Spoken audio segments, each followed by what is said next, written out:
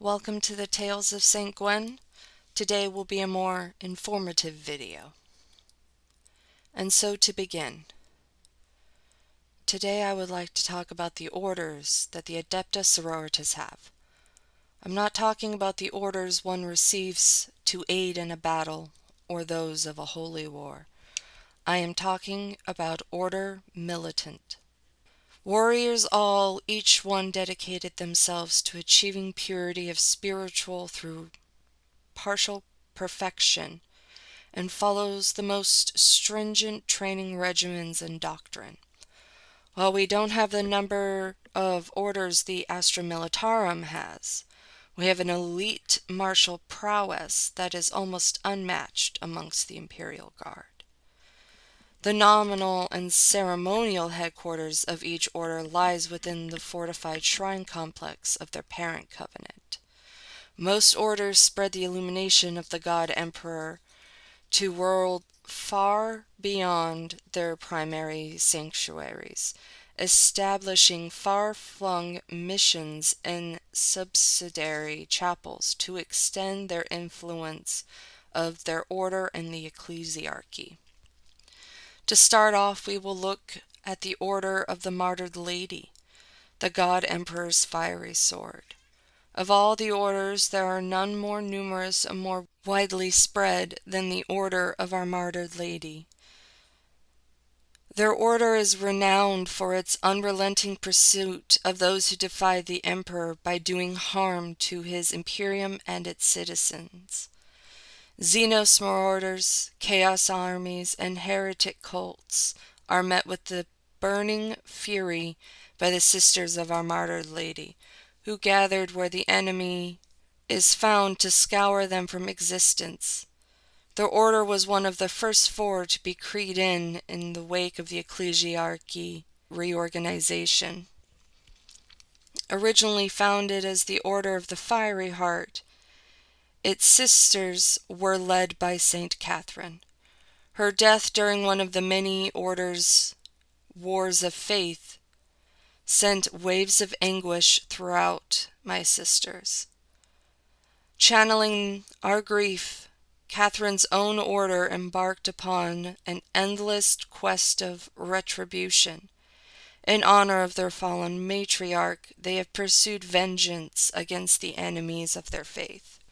St. Catherine will receive her own video later down the road, because a brief summary is not right for her triumphs.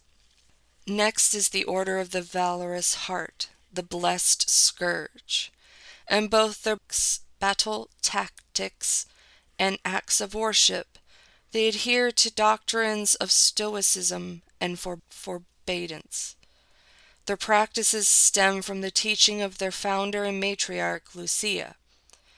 She was the level-headed counterpoint to St. Catherine's burning passion. Yet from their inception, the valorous heart was far from a purely defensive force. Led by their matriarch, they aggressively sought worlds upon which the root of heresy had grown deep, and then set themselves to the task of systematically expunging all traces of the faithless. They willingly plunged themselves into protracted battles amidst horrific conditions, laying siege to sorcerous cults on death worlds, and storming Xenos planets that were immiscible to human existence. Third is the Order of the Bloody Rose, the fires of righteous anger. The matriarch of the Order of the Bloody Rose is Saint Mina, who was renowned for her dark, brooding nature as she was for her deadly skill in battle. Not many records survived of this order, but they have made a name for themselves as brutal executioners. From the moment a sister joins the Bloody Rose, she is taught to foster and harness her most violent impulses, so they can be unleashed upon the enemies of the faith.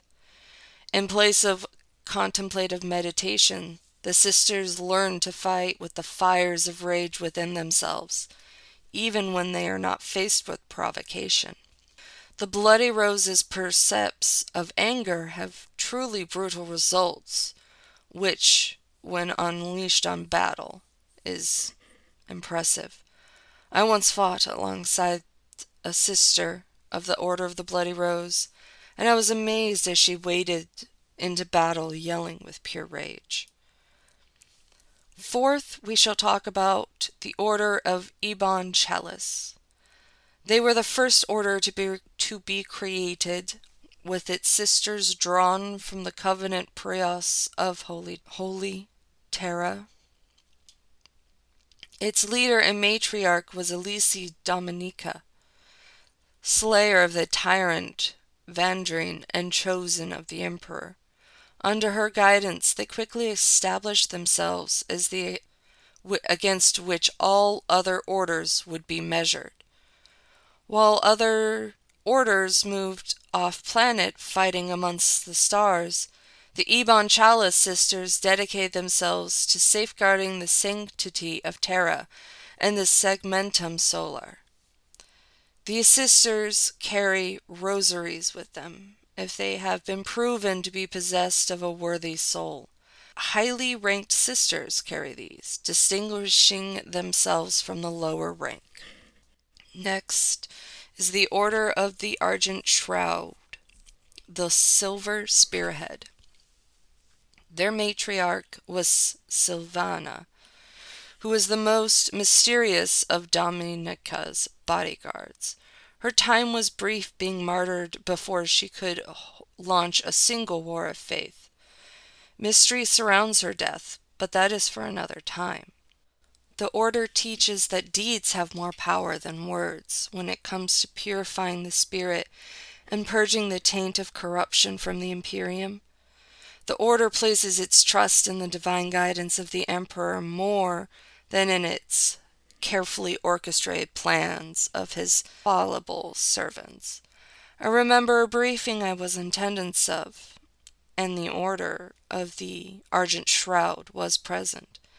They didn't listen to the plan, ignoring the others' orders, and ran into the battle blind. Lastly is the Order of the Sacred Rose, the light of battle's serenity. More so than the other orders, the Sacred Rose vows that they are only devout servants of the God Emperor. They are conduits of their divine will. Through them, in his glory manifests in the galaxy, for their words and actions are guided by his infallible wisdom. The Order teaches that victory comes from faith, and faith alone. These beliefs give the Sisters of the Sacred Rose an air of devout serenity that approaches that held by their matriarch Arabella. Renowned for her complete calm nature in the field of horror, Arabella was instrumental in the negotiations between Dominica and custodians, who led the matriarchs before the Golden Throne. Now, of course, there are minor orders, but these are the big 6 that the majority of the sisters find themselves under. I myself am part of the Order of the Martyred Lady, though many have joked that my anger is that of the Bloody Rose. Thank you for coming to this brief description of the Orders of the Sisters of Battle. If you liked the video, please give it a like, comment down below, subscribe to the channel. All of these things help, and I'll see you in the next one.